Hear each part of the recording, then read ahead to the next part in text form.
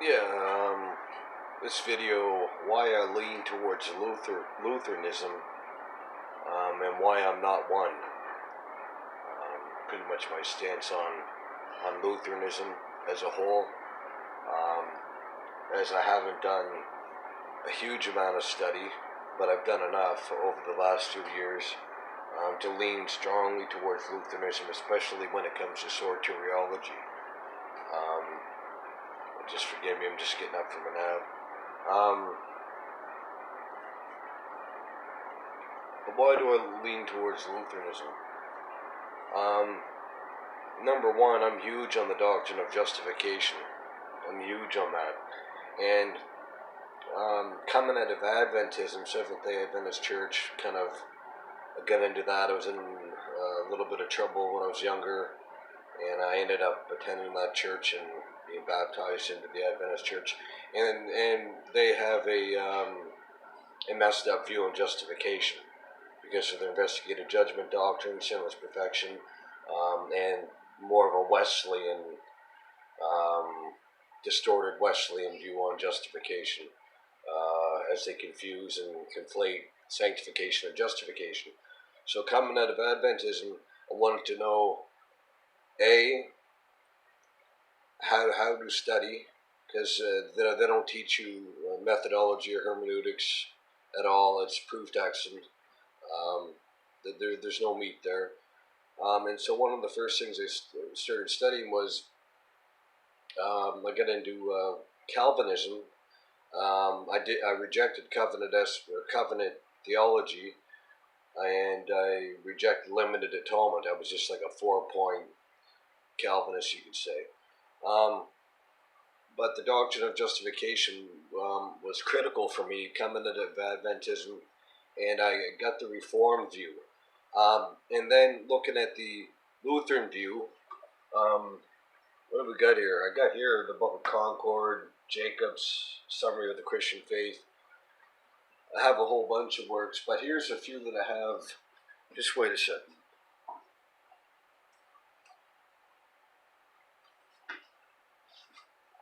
I've got all my works down here on justification. I have Catholic works on it with the Council of Trent. I have Reformed works. But here's what I have from, besides the Book of Concord, of course, and systematics that I have. I ordered about 8 or 9 systematics or dogmatics. It's a single volume from Jordan Cooper. Then I ordered Pieper's 3 volumes. That Lutheran Work of Justification put out by Justin Sinner Publications. And they pretty much, he sells books at cost. That Baptismal Justification by Henkel. And this one, I'm gonna love to delve into this. Shemans, Examination of the Council of Trent, Volume 1. He covers original sin and justification in here. And Gerhard's massive work on justification. So I have Reformed works, but I agree more with the Lutheran view. I agree way more with the Lutheran view on justification than I do the Reformed view.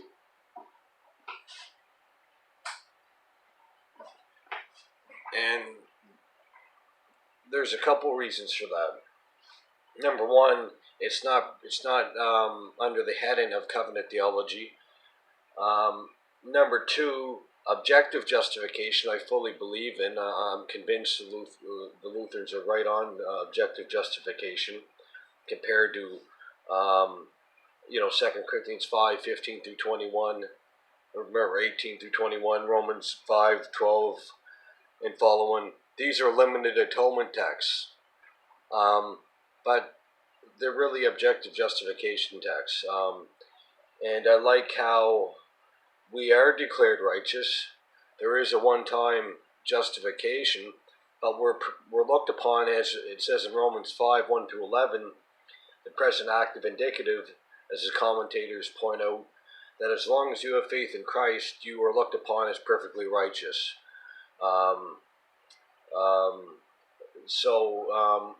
yeah, those unique, different tweaks with the Lutheran view, I fully agree with. Not only justification, that we're just, and I have a blog, justifiedinsinner.blogspot.com, and I have another blog, but that the correct reading of Romans 7 through 21, that we're just in sinners our entire Christian life, that old man is not eradicated. Law and gospel distinction. I have upstairs, probably the first Lutheran book I bought was,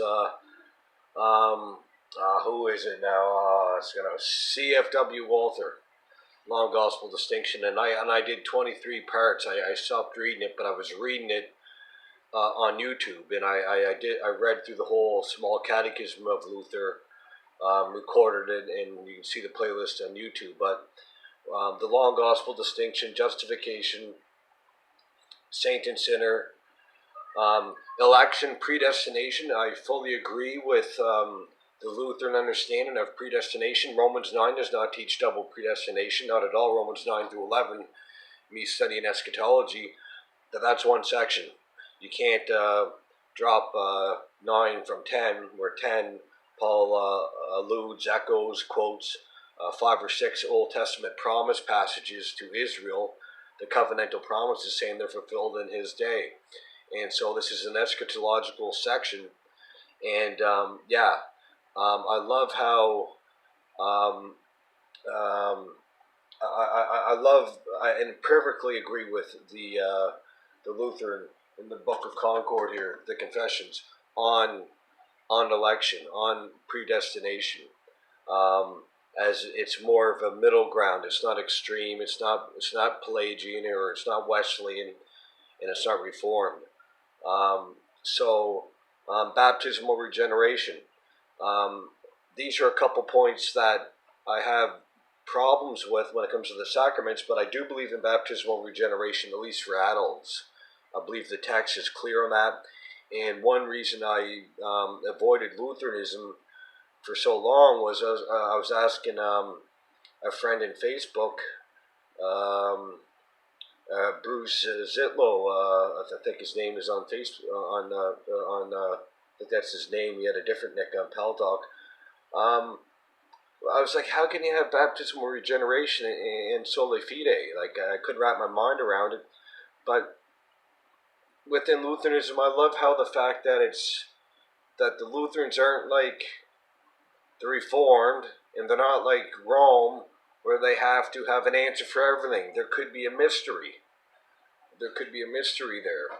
Like the Orthodox, the Greek Orthodox churches said, well, that's a mystery.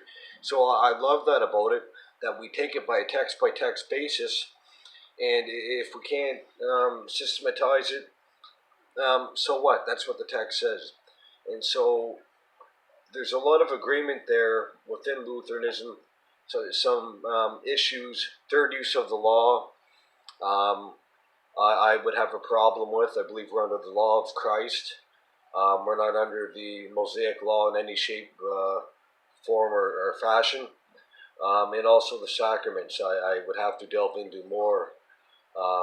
As I said, I believe baptism accomplishes something, as the New Testament writers assert over and over again, that baptism actually does something, it actually accomplishes something. But I see that mainly for believers. There's a few household texts, but I need to look into the sacraments more, the Lord's Supper, and that. But I have so much on the go. But those would be my areas of disagreements. Third use of the law. Coming out of Adventism, I have a strong view on that. And the sacraments, I would have to spend some time on. But the third use of the law, I don't think I could ever be allowed, as I was taking catechism classes a few years ago, until that pastor moved, and I love that pastor. He had what I like about Lutherans pastors is that they don't even just have a BA. Most of them have a PhD. He had a PhD, I think, and he wrote his dissertation on St. John Christendom and the two natures in Christ or something like that. I mean, the guy's a genius. It's a pastor teacher, it's a pastor um, theologian road that Luther kind of paved, and so that's what I like. But we had a long discussion on the third use of the law, and the one point I did take from him, and I agree with, is like, hey, how can you have this law and gospel distinction, Joel, as a believer without having the law, you know, um, for believers? But yeah, the New Testament, I think, is pretty clear that um, um, the Mosaic Law, including the Decalogue, the Ten Commandments, are not for the believer. The Sabbath was not changed this Sunday. I believe the Sabbath is a Sabbath.